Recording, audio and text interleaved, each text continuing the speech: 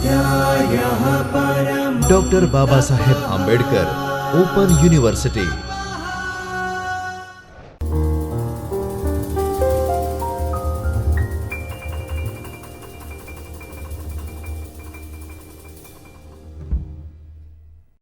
નમસ્કાર વિદ્યાર્થી મિત્રો, મારું નામ અંકિત જોશી છે. હું ડૉક્ટર બાબા સાહેબ આંબેડકર ઓપન યુનિવર્સિટીમાં કોમર્સ અને મેનેજમેન્ટ વિભાગમાં હાલમાં આસિસ્ટન્ટ પ્રોફેસર તરીકે કાર્યરત છું. આજે આપણે બીકોમમાં જે એસવાય બીકોમ છે, એસવાય બીકોમમાં જે આપણું સબ્જેક્ટ છે જેનું નામ છે કંપનીના હિસાબો. સબ્જેક્ટ કંપનીના હિસાબો, કંપની એકાઉન્ટ્સ. આ કંપની એકાઉન્ટમાં ભાગ 3માં એકમ નંબર 13. એકમ નંબર 13 એટલે કંપનીના બાહ્ય પુનઃરચનાના હિસાબો. આ એકમ ઉપર આપણે આજે વિસ્તૃત ચર્ચા કરવાના છીએ. હવે આપણે થોડું જાણીએ કે કંપનીના બાહ્ય પુનઃરચનાના હિસાબો કોને કહેવાય. આ એકમમાં શું શું આપણે ભણશું એની રૂપરેખા પણ જોઈ લઈએ. આપણે આ એકમમાં આપણે આ બધી વસ્તુઓ ભણવાના છીએ. સૌથી પહેલાં પ્રસ્તાવના, અર્થ અને હેતુ. એટલે કંપની શા માટે બાહ્ય પુનઃરચનાનું વિચારે છે. પછી બાહ્ય પુનઃરચના એટલે શું, પુનઃરચના એટલે શું, એના હેતુઓ શું. પછી પુનઃરચનાના પ્રકારો. એટલે જ્યારે પુનઃરચનાની વાત કરીએ, પુનઃરચનાના પ્રકારો કેટલા છે. પછી એના 2 પ્રકારો છે, આંતરિક અને બાહ્ય પુનઃરચના. તો આંતરિક પુનઃરચના કોને કહેવાય અને બાહ્ય પુનઃરચના કોને કહેવાય. પછી કંપનીના હિસાબો. એટલે જ્યારે કોઈ પણ કંપનીના હિસાબો બનાવતી હોય ચોપડામાં, ત્યારે આંતરિક પુનઃરચનાના હિસાબો કેવા હોય અને બાહ્ય પુનઃરચનાના હિસાબો કેવા હોય એ. પછી એની અવનોંધો કેવી રીતે કરવાની હોય.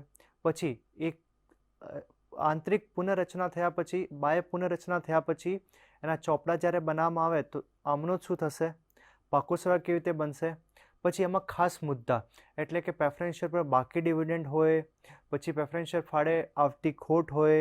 તો આ બધી વસ્તુઓ આપણે આજે જોવાના છીએ. તો સૌથી પહેલાં ચાલુ કરીએ પ્રસ્તાવના અને અર્થથી.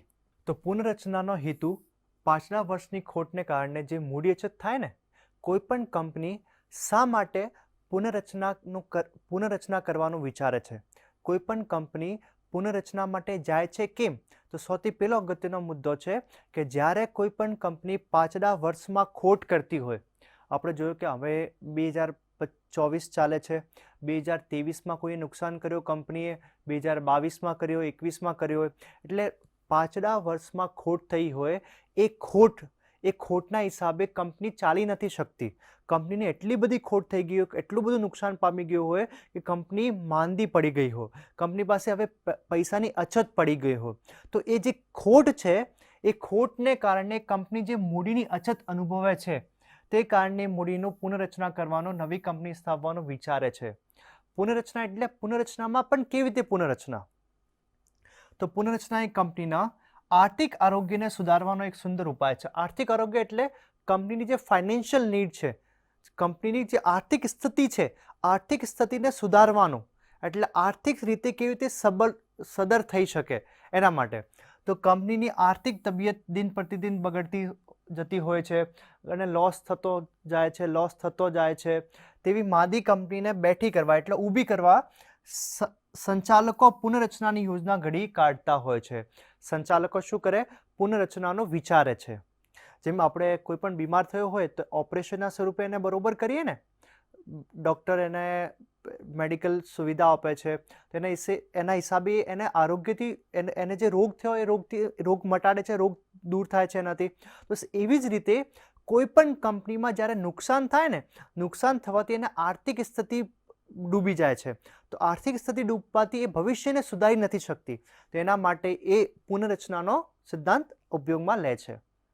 હવે કયા હેતુથી આ પુનઃરચના કરવાનું વિચારે છે, કેમ પુનઃરચના કરવી જોઈએ, કોઈ પણ કંપનીને પુનઃરચનાનો પગલો કેમ ભરવો જોઈએ, પુનઃરચના કેમ કરવી જોઈએ. તો એના 3 હેતુઓ છે. પહેલો છે કાર્યશીલ મૂડી કે ચાલુ મૂડીનો ખૂબ જ અછત હોવાથી.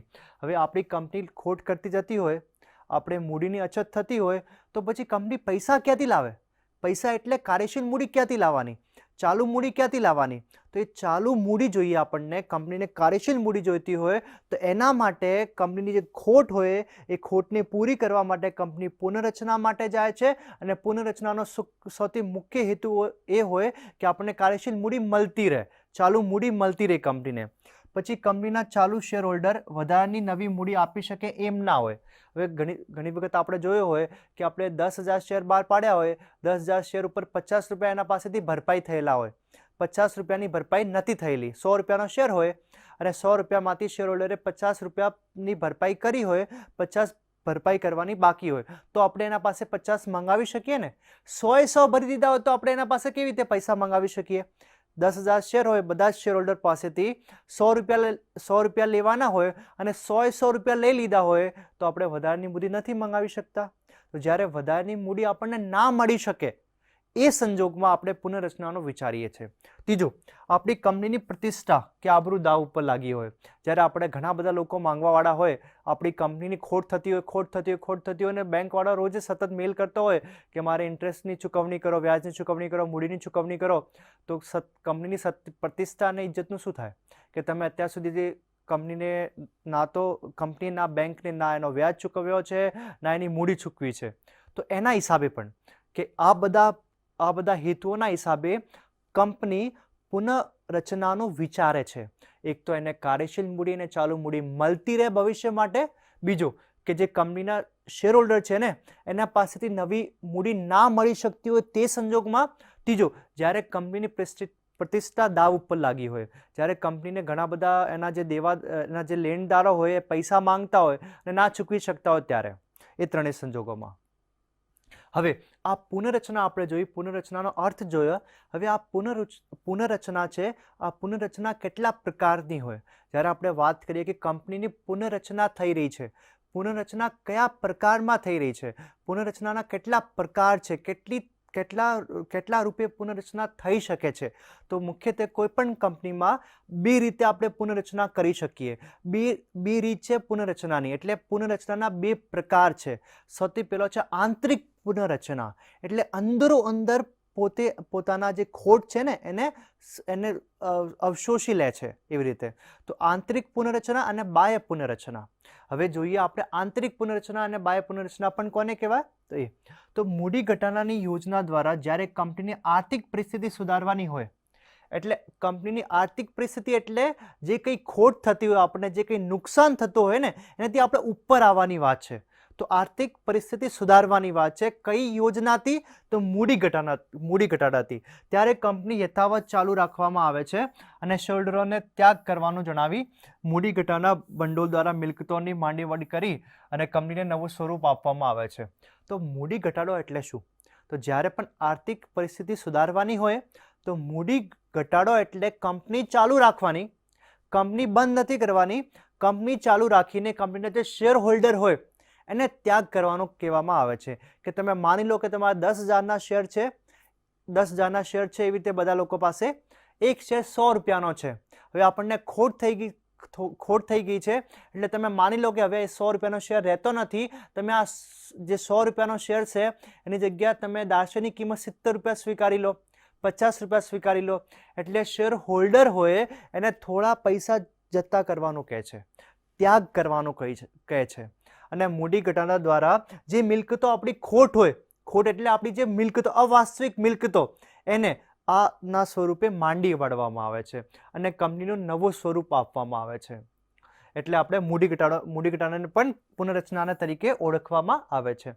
જો કંપની ખૂબ નાણાકીય તકલીફો ભોગવીને એવી સ્થિતિમાં આવી હોય, ઘણી બધી નાણાકીય પરિસ્થિતિ હોય, કેવી રીતે કે બેંકથી લોન લીધું હોય અને બેંકને વ્યાજ આપવાનો હોય અને મૂડી પરત કરવાની હોય, અને આ મૂડી પરત કરનાર વ્યાજ કરવા માટે બીજી બેંક પાસેથી લોન લઈ લીધો. ખોટ થતી હોય, કંપનીને લાસ્ટ 5 વર્ષથી ખોટ થતી જ હોય, એટલે એટલું બધું નુકસાન થઈ ગયું હોય, એટલા બધા લેણદારો એના પાસેથી પૈસા માંગે છે, એટલે કંપનીની પરિસ્થિતિ બહુ કપોળી થઈ જાય, બહુ ખરાબ થઈ જાય પરિસ્થિતિ. તો એવી પરિસ્થિતિ જે ભવિષ્યમાં આપણે ડિવિડન્ડ પણ ના આપી શકતા હોય એવી ખરાબ પરિસ્થિતિ થઈ જાય, તો તેના મૂડી માળખામાં ફેરફાર કરવાથી તે ભવિષ્યમાં વ્યાજબી દરે ડિવિડન્ડ વેચી શકે, તો તેને પુનઃરચના કરવામાં આવે છે. તો આપણે પુનઃરચના કરીને આપણે ભવિષ્ય, આપણું જે કંપની છે એ કંપનીનું નવું સ્વરૂપ આપીને ભવિષ્યમાં ડિવિડન્ડ આપી શકીએ એવી રીતે આપણે એને પુનઃરચના કરીએ છીએ.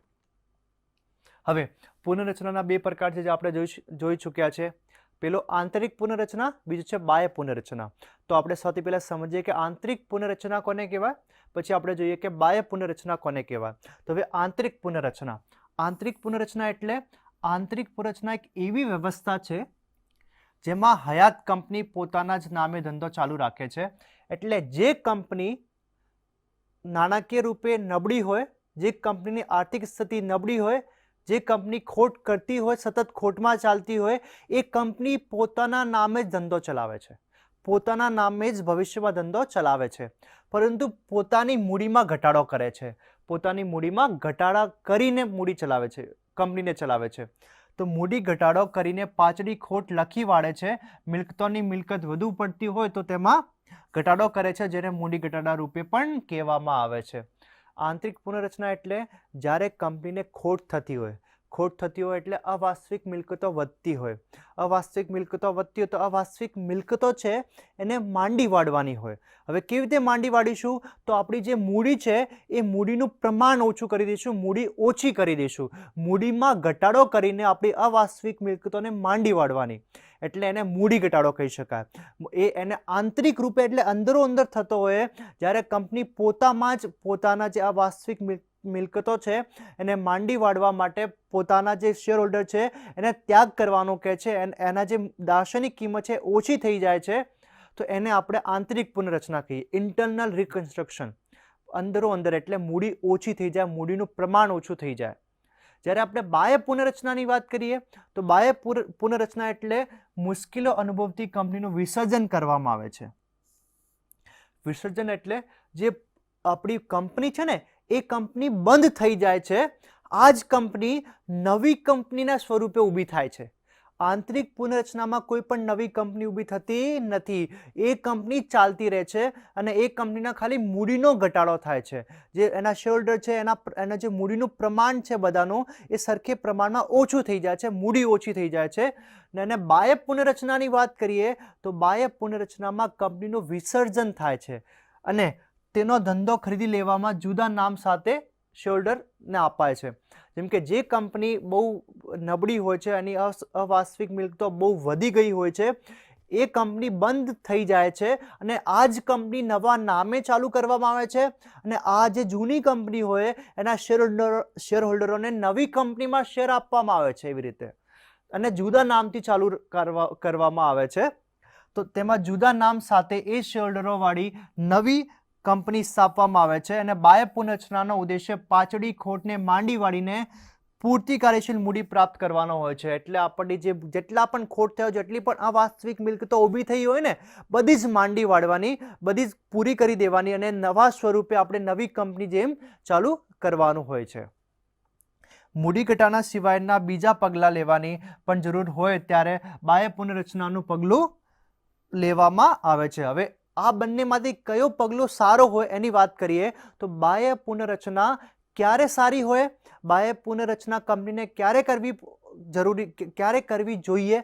જ્યારે કંપની બહુ ખરાબ સ્થિતિમાં હોય, કંપનીની વાસ્તવિક મિલકતો બહુ વધી ગઈ હોય, નફા નુકસાનની જે બાકી હોય એટલે સતત ખોટ કરતી હોય, સતત નુકસાન પામતી હોય, ત્યારે એને બાહ્ય પુનઃરચનામાં જવું એના માટે યોગ્ય છે, સારું છે. તેમાં કંપનીને સ્વૈચ્છિક ફડચામાં લઈ જવાય છે, એટલે કંપની પોતે એની સ્વેચ્છાએ બંધ કરવાનું વિચારે છે પોતાની કંપનીને, અને આ જ કંપની આ જ શેરહોલ્ડર સાથે નવા રૂપે ચાલુ કરવામાં માંગે છે અને તેની મિલકતો અને દેવાની ખરીદી કરવા માટે નવા નામ હેઠળ નવી કંપની ઊભી કરવામાં આવે છે.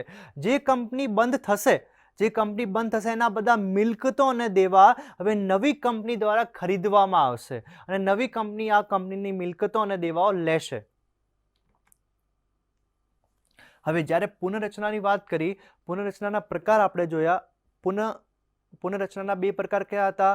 આંતરિક પુનઃરચના, જેને આપણે મૂડી ઘટાડો કહીએ છીએ, અને બાહ્ય પુનઃરચના એટલે જેને આપણે વિસર્જનના રૂપે આપણે કહી શકીએ, વિસર્જનના રૂપે કંપનીની મૂડીમાં ઘટાડો એવી રીતે અને પુનઃરચના એવી રીતે. તો હવે એના હિસાબો બનાવવાના હોય તો આપણે હિસાબો કેવી રીતે બનાવીએ? જ્યારે બાહ્ય પુનઃરચનાની વાત કરીએ તો આપણે બાહ્ય પુનઃરચના એટલે કંપની પોતે પોતાનું નામ પોતે વિસર્જનમાં જતી રહે, સ્વૈચ્છિક રૂપે વિસર્જનમાં જતી રહે અને વિસર્જનમાં ગયા પછી એ કંપની પોતાની મિલકતના દેવા સાથે એ જ શેરહોલ્ડર સાથે નવી નામથી નવી કંપનીના રૂપે સ્થાપિત થાય છે. તો એના હિસાબો કેવી રીતે કરવાના? જ્યારે આપણે કંપનીના હિસાબો જોઈએ તો એક કંપની બંધ થઈ જાય છે અને બીજી કંપની ચાલુ થાય છે એ આપણને દેખાય છે.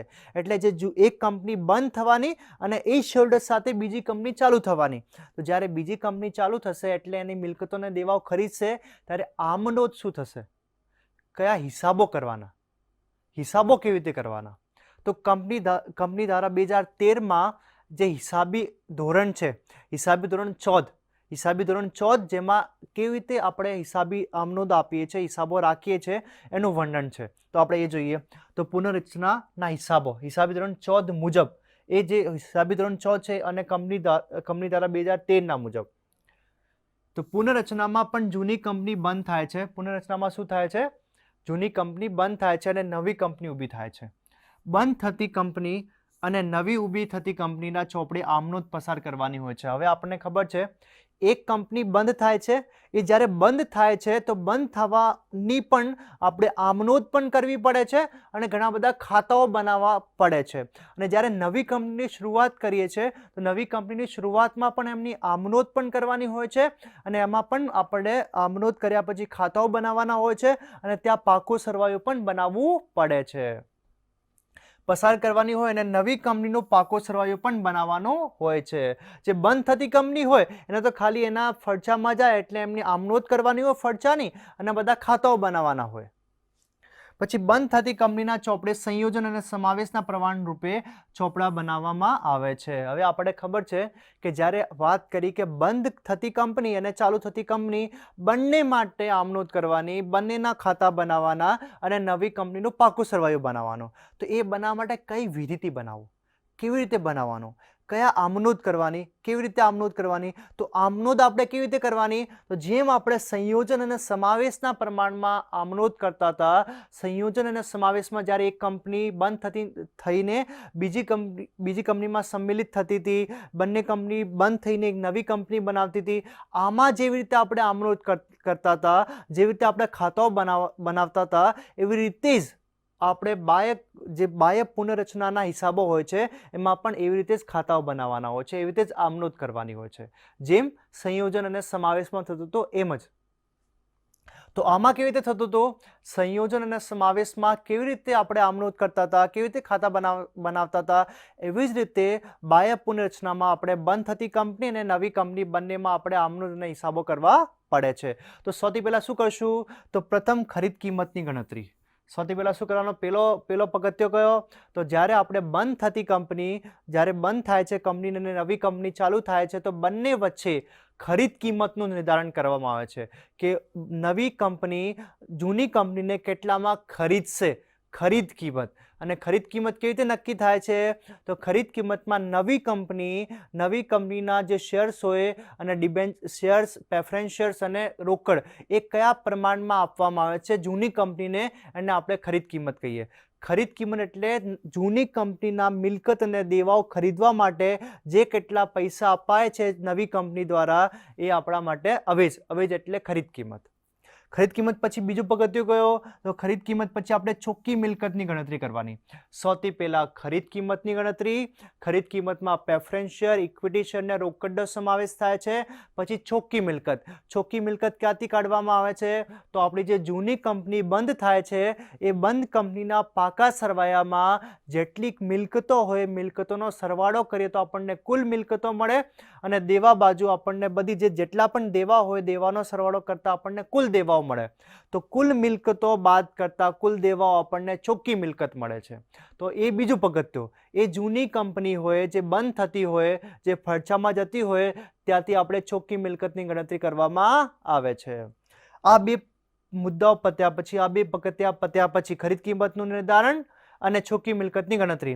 એના પછી ચોપડા બંધ કરવા માલ મિલકત નિકાલ ખાતું બનાવવામાં આવે છે. શું બનાવવાનું? કયું ખાતું બનાવવાનું? તો માલ મિલકત નિકાલ ખાતું બનાવવામાં આવે છે. કોનામાં? તો જૂની કંપનીના ચોપડામાં માલ મિલકત માલ મિલકત નિકાલ ખાતું બનાવવાનો. એના સાથે સાથે શું બનાવવાનો? એના સાથે સાથે શેર હોલ્ડર્સનું ખાતું, એટલે કેટલા શેર હોલ્ડર્સ છે એનું પણ ખાતું બનશે. પછી નવી કંપનીનું ખાતું બનશે અને નવી કંપનીના શેર હોલ્ડરનું ખાતું બનશે. કેટલા ખાતાઓ બનાવવાના? તો માલ મિલકત નિકાલ ખાતું, શેર હોલ્ડર્સ ખાતું અને નવી કંપનીનું ખાતું, નવી કંપનીનું ખાતું અને નવી કંપનીના શેરનું ખાતું. પછી આપેલ પાકા સરવૈયામાં બધી જ મિલકતો ચોપડે કિંમતે માલ મિલકત નિકાલ ખાતે ઉદાર બાજુ લઈ જવામાં આવે છે. હવે જ્યારે આપણે વાત કરી કે માલ મિલકત નિકાલ ખાતું બનાવવામાં આવે છે, તો માલ મિલકત નિકાલ ખાતામાં શું શું લઈ જવાનું? તો જે જૂની કંપની હોય એ જૂની કંપનીની બધી જ મિલકતો માલ મિલકત નિકાલ ખાતાના ઉદાર બાજુ લખવામાં આવે છે. કઈ બાજુ? ઉદાર બાજુ. અને જે જૂની કંપની હોય એના પાકા સરવૈયામાં જેટલા પણ દેવાઓ હોય, એટલે લાયબિલિટી, જવાબદારીઓ, જેટલા પણ દેવા હોય એ દેવાઓ માલ મિલકત નિકાલ ખાતામાં જમા બાજુ લેવામાં આવે છે, જમા બાજુ લખવામાં આવે છે. દેવા માલ મિલકત નિકાલ ખાતાના જમા બાજુ લઈ જવામાં આવે છે. માલ મિલકત નિકાલ ખાતામાં ઉદાર બાજુ બધી મિલકતો અને જમા બાજુ બધા દેવાઓ. પછી શેર મૂડી ખાતું બંધ કરી. હવે આપણને ખબર છે જેટલા પણ શેર છે શેર હોલ્ડર ખાતે લઈ જવામાં આવે છે, એટલે શેર મૂડી બંધ કરી શેર હોલ્ડર્સ ખાતું ચાલુ શેર હોલ્ડર ખાતે લઈ જવામાં આવે છે એની બાકી. અને નફાની બાકીઓના ખાતા, એટલે નફાની બાકી એટલે નફાની કઈ બાકી હોય? જેમાં નફાનો રૂપ હોય, એટલે સામાન્ય અનામત, નફા નુકસાન ખાતાની જમા બાકી, આ બંને નફાના ભાગ હોય, તો એ પણ શેર હોલ્ડર્સના ખાતામાં જમા બાજુ લઈ જવામાં આવે છે. શેર હોલ્ડર્સ ખાતામાં જમા બાજુ કઈ વસ્તુ લઈને જઈશું આપણે? તો શેર હોલ્ડરના ખાતામાં જમા બાજુ આપણે સામાન્ય અનામત, નફા નુકસાન ખાતાની જમા બાકી, એ બધી જ વસ્તુ આપણે લઈને જઈશું. તે ઉપરાંત ખોટ કે અવાસ્તવિક મિલકતો શેર હોલ્ડર્સના ખાતાની ઉદાર બાજુ લઈ જવામાં આવે છે. જ્યારે મેં વાત કરી કે શેર હોલ્ડર્સના ખાતામાં જમા બાજુ તો બધી નફાનો ભાગ, એટલે સામાન્ય અનામતની બાકી, નફા નુકસાનની બાકી જમા બાજુ લઈ જવામાં આવે છે. તો ઉધાર બાજુ કઈ વસ્તુ લઈને જવાની? તો ઉધાર બાજુ જે જૂની કંપની હોય એ જૂની કંપનીની જે અવાસ્તવિક મિલકતો હોય, અવાસ્તવિક મિલકતોનો સરવાળો કે બધી અવાસ્તવિક મિલકતો એ શેર હોલ્ડર ખાતાના ઉદાર બાજુ લઈ જવામાં આવે છે. હવે ખરીદ કિંમતના બે નોંધ થાય છે. ખરીદ કિંમતની બે નોંધ એટલે એક બંધ થતી કંપનીમાં, એક ચાલુ થતી કંપનીમાં. ખરીદ કિંમત કેવી રીતે નિર્ધારણ થાય છે? તો ખરીદ કિંમતમાં જેટલા નવા શેર હોલ્ડર છે ને, નવા શેર હોલ્ડર્સને કેટલા શેર્સ આપ્યા છે નવી કંપનીએ, કેટલા પ્રેફરન્સ શેર આપ્યા છે, કેટલી રોકડ આપી છે, ત્રણેયનો સરવાળો એટલે ખરીદ કિંમત. તો પહેલી નોંધ ખરીદ કિંમત લેણી થાય તેની, અને આ માટે નવી કંપનીનું ખાતું ઉધારવામાં આવે છે. હવે આ આમનોંધ કેવી રીતે થશે? પહેલી આમનોંધ થશે કે ખરીદ કિંમતની લેણી થાય ત્યારે, ખરીદ કિંમતનું નિર્ધારણ થાય ત્યારે, તો કંપની ખાતું ઉધારીને માલ મિલકત ખાતું જમા કરવાનું. એટલે કંપની ખાતે ઉધાર, નવી કંપની ખાતે ઉધાર, નવી કંપની ખાતે ઉધાર, કઈ કિંમતથી? ખરીદ કિંમતથી. તે માલ મિલકત નિકાલ ખાતું જમા, તે માલ મિલકત નિકાલ ખાતું જમા, એ આમનોંધ કરવામાં આવશે ખરીદ કિંમતથી. અને બીજી નોંધ ખરીદ કિંમત મળી જાય તેની કરવામાં આવે છે. બીજી કિંમત જ્યારે ખરીદ કિંમત મળી જાય, તો ખરીદ કિંમત કેવી રીતે મળે છે? જે આપણે રોકડમાં ચૂકવીએ છીએ એ અને ઓલાના મળે એ, એની આપણે આમનોંધ કરીએ છીએ. પછી જો કોઈ મિલકત નવી કંપનીએ લીધી ન હોય, હવે આપણે વાત કરીએ જ્યારે જૂની કંપનીમાં ઘણી બધી એવી મિલકતો હોઈ શકે છે જેને નવી કંપની લેવામાં ઇન્ટરેસ્ટેડ નથી, લેવામાં હાથ ઉપર કરી દે છે કે નહીં, મારે તો આ વસ્તુ નહીં જોઈતી. તો નવી કંપની કોઈ પણ જૂની કંપનીની કોઈ પણ મિલકતો ના લે. હવે નવી કંપની તો ચાલુ જ રહેવાની, પર જે જૂની કંપની છે તો બંધ થવાની છે ને, બંધ થવાની છે. જે કંઈ મિલકતો નવી કંપની લઈ લેશે એ નવી કંપનીને આપી દેશે. જે કોઈ ના લે એને ભંગારમાં વેચી દો, ભંગારમાં ના વેચો તો બજારમાં વેચી દો, એટલે એનું વેચાણ થાય છે. તો જો કોઈ મિલકત નવી કંપની લીધી ન હોય તો વેચવાની નોંધ થાય છે. અને આપણને ખબર છે વેચવાની નોંધ શું? તો જેમાં રોકડ આવે છે અને વસ્તુ જાય છે, એ આપણે આમનોંધ કરશું. કોનામાં? જૂની કંપનીના ચોપડામાં. કોઈ દેવું નથી કંપનીએ લીધું હોય, એવું પણ હોઈ શકે ને, મિલકત સાથે સાથે એને દેવાની સ્વીકાર કરવાની પણ ના પાડી હોય. જે નવી કંપની ના પાડી દે છે કે મારે જૂની કંપનીના આ દેવાઓ લેવા નહીં, સ્વીકારવા નહીં, તો એની પણ આમનોંધ કરશું આપણે. પછી તો આપણે દેવા જૂની કંપની ચૂકવવા પડે, એક દેવા જૂની કંપની ચૂકવવા પડે, એટલે જૂની કંપનીને ચૂકવવાનો આમનોંધ કરે, ચૂકવવાની આમનોંધ કરે. અને છેવટે વિસર્જન ખર્ચ ચૂકવા એ અંગેની નોંધ, જે વિસર્જન ખર્ચ હોય ચૂકવવામાં આવે એની નોંધ. પછી માલ મિલકત નિકાલ ખાતું જે નફો કે નુકસાન બતાવે તે ઇક્વિટી શેરહોલ્ડર ખાતે લઈ જવામાં આવે છે. હવે આપણે શું કરશું, જે માલ મિલકત ખાતું બનાવવામાં આવે છે ને એ માલ મિલકત ખાતાને આપણે બંધ કરશું. બંધ કર્યા પછી આપણને નફો કે નુકસાન મળશે. નફો મળે કે નુકસાન મળે, એ જે નફો કે નુકસાન મળશે એ ક્યાં લઈ જશું, એ આપણે ઇક્વિટી શેરહોલ્ડર ખાતામાં લઈ જશું. જે નફો હોય કે નુકસાન હોય, ક્યાંનો, કોનો, માલ મિલકત નિકાલ ખાતાનો. છેવટે ઇક્વિટી શેરહોલ્ડરને વધેલી રોકડ તથા નવી કંપનીના શેર કે ડિબેન્ચર આપવામાં આવે છે. હવે માલ મિલકત નિકાલ ખાતું બંધ કર્યો, કઈ જગ્યાએ લઈ ગયા આપણે, ઇક્વિટી શેરહોલ્ડરમાં લઈ ગયા ને. હવે તો છેવટે ઇક્વિટી શેરહોલ્ડર્સને વધેલી રોકડ કે નવી કંપનીના શેર કે ડિબેન્ચર આપવામાં આવે છે, જે માટે શેરહોલ્ડર્સનું ખાતું ઉધારવામાં આવે છે અને નોંધ કરવાથી શેરહોલ્ડર્સનું ખાતું બંધ થઈ જાય છે.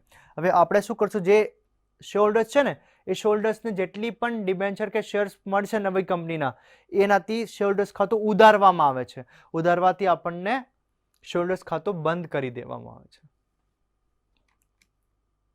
પછી નવી કંપનીના ચોપડે આમનોંધ. આ બધી આમનોંધ કઈ હતી, બંધ કંપનીના ચોપડે આમનોંધ. જે બંધ થતી કંપની હોય ને એમાં કેવી રીતે કરશું આપણે, તો ખરીદ કિંમતની ગણતરી, ચોખ્ખી મિલકતની ગણતરી, ચોખ્ખી મિલકતની ગણતરી કર્યા પછી માલ મિલકત નિકાલ ખાતું બનાવવાનો, નવી કંપનીનો શેરહોલ્ડર્સ ખાતું બનાવવાનો, પછી જે શેર મૂડી છે એનો ખાતું બનાવવાનો, બધા ખાતા ખોલીને પછી બધી મિલકતો ઉધાર ને જમા ને બધું કરવાનું.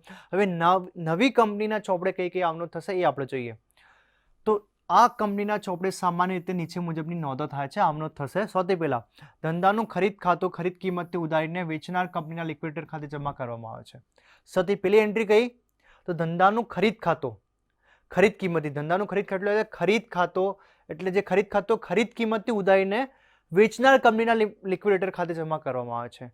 તે વેચનાર કંપનીના લિક્વિડેટર ખાતે જમા કરવામાં આવે છે. જૂની કંપનીની મિલકતોના ખાતા સ્વીકારેલી નવી કિંમતે ઉધારવામાં આવે છે. હવે આપણને ખબર છે જે જૂની કંપની હશે ને એની જે મિલકતો હશે ને, આપણે જે મૂલ્ય ખરીદી હશે એ મૂલ્ય આપણે ઉધારવાની, યા કબૂલ કિંમતે આપણે ઉધારવાની. અને દેવા જવાબદારીઓ ખાતાના જમા કરવામાં આવે છે, તે ધંધાનું ખરીદ ખાતું જમા કરવું. અને પછી આપણને ખબર છે કેવી રીતે આમનોંધ થશે, તો આમનોંધ થશે જેટલી પણ મિલકતો આપણે લીધી હોય, જે કિંમતે લીધી હોય, પ્લાન્ટ એન્ડ મશીનરી તો પ્લાન્ટ એન્ડ મશીનરી ખાતે ઉધાર. પછી શું લીધું, બિલ્ડિંગ, બિલ્ડિંગ ખાતે ઉધાર, મશીનરી ખાતે ઉધાર. જેટલી પણ મિલકતો આપણે લઈશું ને એ બધી મિલકતો ખાતે ઉધાર, ખાતે ઉધાર, ખાતે ઉધાર. પછી જેટલા પણ દેવા આપણે જે કિંમતે સ્વીકાર્યા હશે ને, જે પણ કઈ કિંમતે સ્વીકાર્યા હશે તે નીચે જમા બાજુ તે લેણદારો, તે પછી જેટલા દેવા હોય જેટલા એ દેવા બધા લખશું. અને પછી ખરીદ કિંમતથી પણ આપણે એને ખરીદ ખાતું પણ જમા કરશું. એટલે જે ખરીદ કિંમતનું નિર્ધારણ કર્યું ને તે ખરીદ કિંમત કરશું, તે ખરીદ કિંમત એટલે બધી કુલ મિલકતો ખાતે ઉધાર, તે બધા દેવાઓ ખાતે જમા, તે ખરીદ કિંમત ખાતે જમા. આ આમનોંધ થશે. પછી ધંધાની ખરીદ કિંમત ચૂકવવામાં આવે ત્યારે, જે ખરીદ કિંમત આપણે નિર્ધારણ કરીને ખરીદ કિંમતની ચૂકવણી થાય ત્યારે શું કરશું, ચૂકવવામાં આવે ત્યારે વેચનાર કંપનીના લિક્વિડેટર ખાતે ઉધાર. શું કરશું, વેચનાર કંપનીના લિક્વિડેટર ખાતે ઉધાર. તે શું કર્યો, ઉધારીને તે ખરીદ કિંમતના અવેજમાં આપણે આપીએ છીએ. એવી રીતે જો નવી કંપની એ નવા શેર બહાર પાડેલા હોય તો તેની નોંધ રોકડ અને બેંક ખાતે અને જે તે શેર મૂડી ખાતે કરવામાં આવશે. હવે નવી કંપનીએ જે એના જૂના શેરહોલ્ડર હતા ને એને આપ્યા, એના સિવાય નવી કંપની એવું કરી શકે છે કે એને વધારે મૂડી જરૂર પડતી હોય ને થોડા ઘણા શેર બજારમાં વેચી શકે છે. તો જ્યારે બજારમાં વેચશે એટલે રોકડ ખાતે ઉધારતી ઇક્વિટી શેરહોલ્ડર, રોકડ ખાતે ઉધારતી ઇક્વિટી શેરહોલ્ડર. તો એ પણ હોઈ શકે જ્યારે નવી કંપની પોતાના શેર બજારમાં પાડે ત્યારે તે રોકડ અને બેંક ખાતે ઉધાર, તે શેર મૂડી ખાતે જમા. અને પુનઃરચના બાદનું નવી કંપનીનો પાકો સરવાળો 2013ના હિસાબે બનાવવામાં આવે છે. જે કંપની ધારો 2013 છે ને એનામાં જે પાકા સરવાળાનો નમૂનો છે એના હિસાબે આપણે પુનઃરચનાને બાદનું નવું પાકો સરવાળો બનાવવાનો પડે છે. ટૂંકમાં સમાવેશ કે સંયોજન જેવી આમનોંધ પુનઃરચનામાં પણ થાય છે અને પછી પાકો સરવાળો બનાવવામાં આવે છે. એટલે આપણે આમનોંધ બંધ થતી કંપનીમાં પણ જોઈ અને ચાલુ થતી કંપનીમાં પણ જોઈ કે બંધ થતી કંપનીમાં આમનોંધ કરીએ તો કેવી રીતે થશે, કઈ કઈ આમનોંધ કરવાની, ચાલુ થતી કંપનીમાં નવી કંપનીમાં કેવી રીતે આમનોંધ કરવાની, કઈ કઈ આમનોંધ કરવાની એ આપણે જોયું. એ શોર્ટ એન્ડ સ્વીટ કહીએ તો એ જે આપણે સંયોજન અને સમાવેશની વાત કરીએ એના જેમ જ છે, સેમ એના જેમ જ આમનોંધ કરવાનું છે. હવે ઘણા બધા મુખ્ય મુદ્દાઓ જે આપણે જોઈએ તો પ્રેફરન્સ શેર પરનો બાકી ડિવિડન્ડ અંગે. જ્યારે પ્રેફરન્સ શેર ડિવિડન્ડની વાત કરીએ ને, કોની વાત કરીએ? બંધ કંપનીઓ, બંધ થતી કંપનીની. બંધ થતી કંપનીમાં એવું હોય કે જ્યારે ડિવિડન્ડ જાહેર કરેલો હોય, આપણે પોતાને બંધ કરીએ છીએ, બંધ કંપની પોતાના જે મિલકતો છે એ નવી કંપનીને વેચીને ખરીદ એ બધું થઈ જાય છે. બાહ્ય પુનઃરચના કરવામાં આવે છે. બાહ્ય પુનઃરચના કરતા સમય આપણે ડિવિડન્ડ જાહેર કરી લીધું હોય ને, તો જ્યારે ડિવિડન્ડ જાહેર કરી લીધું હોય ત્યારે એને ચૂકવવું ફરજિયાત છે, ત્યારે એને ચૂકવવું પડે. તમે જાહેર ના કર્યો હોય તો ના ચૂકવો તો ચાલે, પણ તમે જાહેર કર્યા પછી એના 31 દિવસમાં તમારે ચૂકવવું પડે છે. તો જો ડિવિડન્ડ જાહેર થઈ ગયું હોય છતાં તે ન ચૂકવાયો હોય તો ખરેખર દેવું બને છે, તો આપણે નવી કંપનીને પણ ચૂકવવું પડે છે. એ આપણા માટે દેવું છે, એટલે તમારે ચૂકવવું પડે છે. એ દેવા રૂપે ગણાય. ખબર પડી? જાહેર થયેલું હોય, ચૂકવવામાં ના આવેલું હોય તો એને દેવા રૂપે બને છે. પરંતુ જો ડિવિડન્ડ જાહેર જ ના કર્યું હોય તો તે દેવું બનતું નથી. કંપની જાહેર કઈ ડિક્લેરેશન ના કર્યો કે હું એટલા ટકા ડિવિડન્ડ આપશું, એવું જાહેર ના કર્યો હોય તો આપણા માટે એ દેવું બનતું નથી. સામાન્ય રીતે પ્રેફરન્સ હોલ્ડર ઇક્વિટી હોલ્ડર પાસે ના કરતાં પણ બે વધારે પસંદગીના હકો હોય. આપણને ખબર છે ઇક્વિટી શેર હોલ્ડર છે ને, એના કરતાં પ્રેફરન્સ શેર એટલે પસંદગીના શેર, એના પાસે બે અગ્રતાના ક્રમ હોય. એક તો એનો ડિવિડન્ડ પહેલાં લેવાનું ઇક્વિટી શેર હોલ્ડર કરતાં, અને બીજું જ્યારે ચૂકવણી થતી હોય ને પૈસાની, મૂડી પરત કરવાની વાત આવતી હોય ત્યારે પણ પ્રેફરન્સ શેર પસંદગીના શેરને પ્રાથમિકતા આપવામાં આવે છે ઇક્વિટી શેર હોલ્ડર કરતાં. તો કંપની જ્યારે પુનઃરચના કરવામાં આવતી હોય ત્યારે ઇક્વિટી શેર હોલ્ડરની જેમ પ્રેફરન્સ શેર હોલ્ડરની સંમતિ પણ જરૂરી છે. જ્યારે આપણે પુનઃરચનાની વાત કરીએ ને, તો પુનઃરચનામાં ઇક્વિટી શેર હોલ્ડર, બધા ઇક્વિટી શેર હોલ્ડર હા પાડે કે માને આપણે પુનઃરચનામાં જવાનું છે ત્યારે જ પુનઃરચના થઈ શકે છે. એના સાથે સાથે પ્રેફરન્સ શેરની પણ સંમતિ જરૂરી છે. પ્રેફરન્સ શેરની સંમતિ પણ જરૂરી છે. જો તેઓને છેલ્લા કેટલાક વર્ષોનું ડિવિડન્ડ ન ચૂકવ્યું હોય તો તે સમાધાન માટે ડિવિડન્ડના અમુક ટકા રકમ રોકડી કે શેરના સ્વરૂપમાં આપવી પડે છે. હવે આપણને નુકસાન થયો હોય તો સ્વાભાવિક છે, નુકસાન થયો હોય તો આપણે આપણી જવાબદારીઓ ના ચૂકવી શક્યા હોય, દેવા ના ચૂકવી શક્યા હોય તો આપણે પ્રેફરન્સ શેરનો ડિવિડન્ડ કેવી રીતે ચૂકવશું? આ તો મોટી વાત છે, કેમ કે આપણે આપણા દેવા જ ના ચૂકવી શક્યા હોય તો પ્રેફરન્સ શેરને પસંદગીના શેરને પણ ડિવિડન્ડ કેવી રીતે ચૂકવશું? તો ડિવિડન્ડ સ્વાભાવિક છે કે ના ચૂકવ્યો હોય, તો ના ચૂકવ્યો હોય તો હવે આપણે ચૂકવવું પડશે. જ્યારે આપણે નવી કંપની રચશું ને, જ્યારે બાહ્ય પુનઃરચનામાં જશું ને, ત્યારે આપણે કરવું પડશે. તો ચૂકવણું કેવી રીતે કરશું? તો તમે રોકડમાં પણ કરી શકો અને તમે પ્રેફરન્સ શેરને અમુક વધારાના શેર આપી દો. તમારા ડિવિડન્ડ કરતાં એને વધારાના શેર આપી શકો છો. સમાધાન રૂપે એને તમે જેટલા શેર આપવાના હોય એના કરતાં થોડા વધારે શેર આપી શકો છો. તેના જેટલો આંકડો નક્કી થાય છે તેટલું નુકસાન વધે છે, આથી તે નોંધવું પડે છે. આપણને ખબર છે જેટલા આપણે એક્સ્ટ્રા શેર આપશું એ આપણા માટે ખોટ છે, એના પૈસા આવતા નથી, તો એ નુકસાન થાય એટલે આપણે નોંધવું પડશે, આમનોંધ કરવી પડશે. જે સ્વરૂપમાં ડિવિડન્ડ સાથે ચૂકવણી થાય તે આમનોંધ થાય છે. જે સ્વરૂપમાં એટલે ડિવિડન્ડની ચૂકવણી આપણે નવા શેર વધારે આપીને કરીએ તો એની પણ આમનોંધ થશે, રોકડમાં કરીએ તો એની પણ આમનોંધ થશે. જે કંઈ સ્વરૂપમાં થશે એની આમનોંધ કરવાની. બીજો મુદ્દો, પ્રેફરન્સ શેર હોલ્ડર્સને ફાળે આવતી ખોટ અંગે. જ્યારે કંપની બાહ્ય પુનઃરચનાની વાત કરીએ તો કંપનીના જે પ્રેફરન્સ શેર હોલ્ડર છે ને એના ખાતામાં પણ ખોટ આવે છે, કેમ કે કંપની ખોટ થતી હોય ત્યારે જ બંધ કરવી પડે, ત્યારે જ નવી કરવી પડે, ત્યારે જ કંપની બાહ્ય પુનઃરચનામાં જાય. તો ખોટ થતી હોય તો એ પ્રેફરન્સ શેરના ભાગે પણ આવે. તો એને કેવી રીતે આપણે એનો આમનોંધ કેવી રીતે કરશું એનું તે જોઈએ. તો બાહ્ય પુનઃરચનાનો એક ઉદ્દેશ્ય મૂડી ઘટાડવાનો અને તેને લીધે ઉપસ્થિત થતા ભંડોળ દ્વારા મિલકતોની ઘટી ગયેલ કિંમત કે અવાસ્તવિક મિલકતો માંડી વાળવાનો હોય છે. મુખ્ય હેતુ શું હોય? જે પુનઃરચનાનો મુખ્ય હેતુ શું હોય? મૂડી ઘટાડવાનો. મૂડી કેવી રીતે ઘટે? તો ઉપસ્થિત થતા ભંડોળ દ્વારા, જે આપણી પાસે ભંડોળ પડ્યા હોય, જેટલા પૈસા પડ્યા હોય, જેટલી મૂડી હોય, જેટલી મૂડીની બાકી હોય, આમાંથી મિલકતોની ઘટી ગયેલી કિંમત કે અવાસ્તવિક મિલકતો ખરેખર ઓછી બતાવતી હોય અને એનું મૂલ્ય વધારે બતાવતું હોય, તો ખરેખર ઘટી ગયેલી કિંમત કે અવાસ્તવિક મિલકતોથી માંડી વળવાનો હોય છે. બંને સામે સામે, આ બાજુથી અવાસ્તવિક મિલકતો કાઢી નાખવાની, આ બાજુથી મૂડી ઓછી કરી દેવાની, એટલે બંને બાજુ સરવાળો સરખો થઈ જાય. જેટલાની અવાસ્તવિક મિલકતો હોય એ અવાસ્તવિક મિલકતો એટલે વાસ્તવમાં મિલકતો છે જ નહીં, આપણા માટે ખોટ છે, તો ખોટની બધી પાકસરમાંથી બહાર કાઢી નાખો. એના જેટલું આ બાજુ ઓછું થશે એટલું આ બાજુ ઓછું થશે, એટલે આ બાજુ મૂડીમાંથી ઓછી કરી દો, એટલે બંને બાજુ આપણું ફરીથી પાકો સરવાળો છે ને એ બરોબર થઈ જશે, બેલેન્સિંગ થઈ જશે. સંજોગોમાં વધુ જો નુકસાન જોખમી મૂડીરોકાણ ધરાવતા ઇક્વિટી શેર હોલ્ડરને ફાળો ન પણ આવે, આપણને ખબર છે ઘણું બધું નુકસાન હોય, ખૂબ મોટા પાયે નુકસાન હોય તો થોડું ઘણું પ્રેફરન્સ શેરને પણ ચૂકવવું પડે છે, પ્રેફરન્સ શેરના ભાગે પણ આવે છે.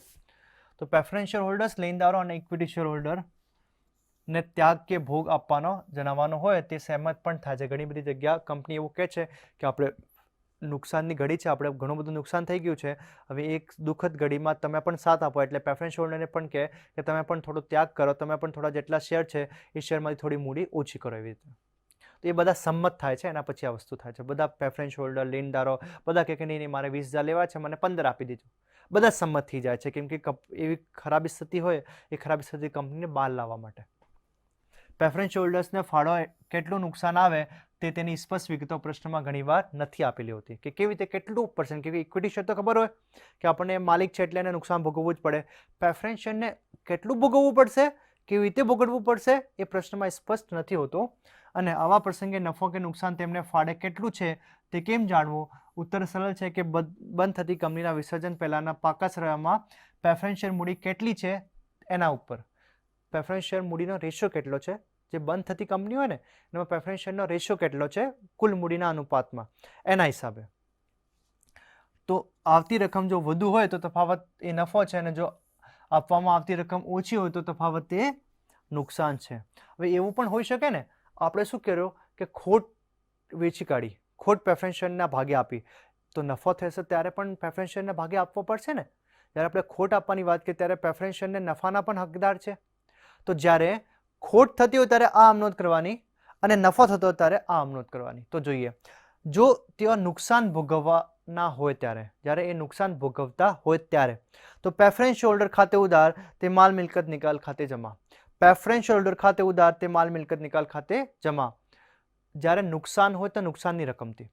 હવે એવું પણ હોઈ શકે સંજોગોમાં કે આપણને નફો મળ્યો થોડો ઘણો, તો નફો મળતો ત્યારે એવું થતું નથી, પણ તો પણ તો માલ મિલકત નિકાલ ખાતે ઉધાર તે પ્રેફરન્સ હોલ્ડર ખાતે જમા. એની વિરુદ્ધ એન્ટ્રી, નુકસાનમાં જે એન્ટ્રી થાય એની વિરુદ્ધ એન્ટ્રી નફામાં, નફામાં જે એન્ટ્રી થાય નુકસાનમાં વિરુદ્ધમાં. આ પ્રકારની આમનોંધ પસાર કરવામાં આવે છે. અને પ્રેફરન્સ હોલ્ડર્સના ખાતે નુકસાન ઉધાર કર્યા બાદ બાકી રહેલું નુકસાન ઇક્વિટી હોલ્ડર ખાતે ઉધાર કરવામાં આવે છે. જેટલું આપણે પ્રેફરન્સ હોલ્ડરને ખોટનો ભાગીદાર બનાવ્યા પછી એ જેટલું પણ વધે છે એ આપણા ઇક્વિટી હોલ્ડર ખાતે ભોગવવાનો થાય છે. જો નફો આ રીતે બાકી રહેતો હોય તો તેની લાભ પણ ઇક્વિટી હોલ્ડર્સને મળે છે. લાભ પણ ઇક્વિટી હોલ્ડરને મળે છે. એનો સારાંશ જોઈએ કે પુનઃરચના યોજના સાથે અસંમત ક્ષમતા શેરહોલ્ડરને ચૂકવણી અંગે. હવે એવું પણ થાય કે ઘણી જગ્યા ઘણા શેરહોલ્ડર્સ એવું કહે કે મારે તો ફરજામાં જવું જ નહીં, મારે તો મૂડી ઓછી જ નથી કરવી. પુનઃરચનાની જે યોજના હોય ને એમાં સાથે અસંમત પણ થાય લોકો. બધા જ લોકો તો સંમત ના જ થાય ને, કે મૂડી ઓછી થાય ત્યારે, આપણા પૈસા ઓછા થાય ત્યારે કોણ સંમત થાય? કોઈ સંમત ના થાય. તો એવા સંજોગોમાં પણ થાય કે ઘણા લોકો માનતા નથી, ઘણા બધા શેરહોલ્ડરો માનતા નથી. તો કંપની ધારાની જોગવાઈ મુજબ પુનઃરચનાની યોજના જ્યારે અમલમાં મૂકવાની હોય ત્યારે તે સમગ્ર યોજનાને ખાસ ઠરાવ દ્વારા મંજૂરી મળવી જરૂરી છે. ખાસ ઠરાવ તમારે બહાર પાડવો પડે છે કંપનીના રિસોલ્યુશનમાં, એના પછી જ તમે આ કરી શકો, એનાથી પહેલાં નથી કરી શકતા. ખાસ ઠરાવમાં 75% મત ઠરાવની તરફેણમાં પડવા જોઈએ. એટલે લોકો 75% લોકો એવું કહેવા જોઈએ કે ના આપણે ફરજામાં જવું જ છે, વિસર્જનમાં જવું જ છે, ને આપણે કંપનીનું બાહ્ય પુનઃરચના કરવી જ છે, નવી કંપની આપણે ઊભી કરવી જ છે, એવી રીતે જૂની કંપનીથી. એ 75% શેરહોલ્ડરો કે ત્યારે ખાસ ઠરાવમાં. જો લઘુમતી શેરહોલ્ડર્સ પુનઃરચનાની યોજના સાથે પોતાની અસંમતિ જાહેર કરે તો વિસર્જન અધિકારીઓ આવા શેરહોલ્ડર્સના હિતની ખરીદી કરી બાજાર કિંમત અથવા સમજૂતી નક્કી થાય તે કિંમત ચૂકવણી લઘુમતી શેરહોલ્ડર્સને કરવી જોઈએ. હવે તો પણ આપણે જે અસંમતિ જાહેર કરે શેરહોલ્ડરો, તો વિસર્જન અધિકારીએ આવા શેરહોલ્ડર્સને હિતની ખરીદી કરીને એને બાજાર કિંમત કે એને સમજૂતી કરીને એને લઘુમતી શેરહોલ્ડર્સને ચૂકવવાનો થાય છે. આવી ચૂકવણી વખતે પ્રેફરન્સ શેર મૂડી ખાતો ઉધારી રકમ પ્રેફરન્સ શેરહોલ્ડર્સને જમા આપવામાં આવે છે. ખરેખર ચૂકવણી થાય ત્યારે પ્રેફરન્સ શેરહોલ્ડરનું ખાતું ઉધારવામાં આવે અને રોકડ અને બેંક ખાતું જમા કરવામાં આવે છે. આપણને ખબર છે જ્યારે ચૂકવણી વખતે, એટલે જ્યારે ચૂકવણી કરવામાં આવે છે તો પ્રેફરન્સ શેર મૂડી ખાતું ઉધારી રકમ પ્રેફરન્સ શેરને જમા કરવામાં આવે છે. પ્રેફરન્સ શેર મૂડી ખાતે ઉધાર તે preference share holder, preference share મૂડી ખાતે ઉધાર તે પ્રેફરન્સ શેર હોલ્ડર ખાતે જમા કરવામાં આવે છે. ખરેખર ચૂકવણી થાય ત્યારે પ્રેફરન્સ શેર હોલ્ડરનું ખાતું ઉધારવામાં આવે છે અને રોકડ અને બેંક ખાતું જમા કરવામાં આવે છે. એટલે જ્યારે પહેલાં તો આપણે વાત થાય ચૂકવણીની, પછી ચૂકવણી કરવામાં આવે આ બંનેમાં. તો કેવી રીતે આમનું થશે? તો પહેલામાં જ્યારે ચૂકવણીની વાત કરીએ ત્યારે ચૂકવણીનું આપણે વાત ડ્યુ થાય ત્યારે તો શેર મૂડી ખાતે ઉધાર તે પ્રેફરન્સ શેર હોલ્ડર ખાતે જમા. શેર મૂડી ખાતે તે પ્રેફરન્સ શેર હોલ્ડર ખાતે જમા. પછી પ્રેફરન્સ શેર હોલ્ડર ખાતે ઉધાર તે રોકડ અને બેંક ખાતે જમા. પ્રેફરન્સ શેર હોલ્ડર ખાતે ઉધાર તે બેંક અને રોકડ ખાતે જમા. એ રીતે આપણે આમ નોંધ કરીએ છે. તો આજે આપણે વિદ્યાર્થી મિત્રો શું શું શીખ્યા? તો આપણે આજે જે એકમ હતો ને એટલે કંપની બાહ્ય પુનઃરચનાના હિસાબો. તો સૌથી પહેલાં પુનઃરચનાનો અર્થ સમજ્યો, પછી એવું સમજ્યો કે આપણે પુનઃરચના કેમ કરવામાં આવે છે. પુનઃરચના પણ બે પ્રકારની હોય, આંતરિક પુનઃરચના અને બાહ્ય પુનઃરચના. આંતરિક પુનઃરચનામાં કોઈ નવી કંપની બનતી નથી. આંતરિક પુનઃરચનામાં કંપની અંદર એટલે આંતરિક રૂપે એ પોતાના જે અવાસ્તવિક મિલકતો છે એનો ઘટાડો કરીને અને આ બાજુ શેર મૂડીનો ઘટાડો કરીને પોતાને સરભર કરી દે છે. પછી જ્યારે બાહ્ય કંપનીના હિસાબોની વાત કરીએ તો બાહ્ય કંપનીના હિસાબોમાં નવી કંપની બને છે. જે બંધ થતી કંપની છે એ બંધ થતી કંપની શું કરે, એમાં અવાસ્તવિક મિલકતો ઘણી વધી ગઈ હોય અને મૂડીમાં ઘટાડો કરવો બહુ ઓછો પ્રમાણમાં ઘટાડો કરવો બહુ મુશ્કેલ હોય તો જૂની કંપની પોતાના જ નામે જૂના શેર હોલ્ડરના જ સાથે નવી કંપનીની સ્થાપના કરે છે. નવી કંપની શું કરે, જે જૂની કંપની છે જૂની કંપનીને બધી મિલકતો અને દેવાઓ ખરીદી લે છે. એક ખરીદ કિંમત નક્કી કરે છે, એ ખરીદ કિંમતની ચૂકવણી કરવામાં આવે છે અને જે જૂના શેર હોલ્ડર્સ હોય એને એના પ્રમાણમાં નવી કંપનીના શેર આપવામાં આવે છે. પછી તો આમાં હવે જે બંધ થતી કંપની હોય ને એમાં આમનોંધ કરવાનો હોય છે. માલ મિલકત નિકાલ ખાતો, મૂડી ખાતો, પછી મૂડીના શેર હોલ્ડર ખાતો, આ બધું બનાવવામાં આવે છે. પછી જે નવી કંપની છે તો નવી કંપનીમાં પણ આમનોંધ કરવામાં આવે છે. નવી કંપની જ્યારે ચાલુ થશે એની પણ આમનોંધ થશે. બધી મિલકતો એ જે લેશે એની પણ આમનોંધ થશે. દેવાઓ જે સ્વીકારશે એની આમનોંધ થશે. ખરીદ કિંમતની ચૂકવણી કરશે એનો આમનોંધ થશે. બધા ખાતાઓ બનશે અને લાસ્ટમાં પાકું સરવાળી પણ બનશે. એ આપણે થિયરિટિકલ આસ્પેક્ટ જોયું કેવી રીતે આમનોંધ કરવાની. હવે આજે આપણે એ જોયું. હવે જે અગાઉના લેક્ચરમાં આપણે એક પ્રેક્ટિકલ સમ લઈશું. એક પ્રેક્ટિકલ સમમાં જે આપણે બધી બંધ થતી કંપનીમાં આમનોંધ જોઈ, બધા ખાતાઓ જોયા, નવી કંપનીમાં બધી આમનોંધ જોઈ, ખાતાઓ જોયા, એ બધાને પ્રેક્ટિકલ સ્વરૂપે કરશું અને પાકો સરવાળી પણ બનાવશું. એ આપણે આગલા લેક્ચરમાં કરશું. તો ધન્યવાદ વિદ્યાર્થી મિત્રો, આજે તમે મને સારી રીતે સાંભળ્યો અને મને સરસ મજા આવી કે તમને આ કંપનીને બાહ્ય પુનઃરચનાના હિસાબો બનાવવાની. ધન્યવાદ વિદ્યાર્થી મિત્રો.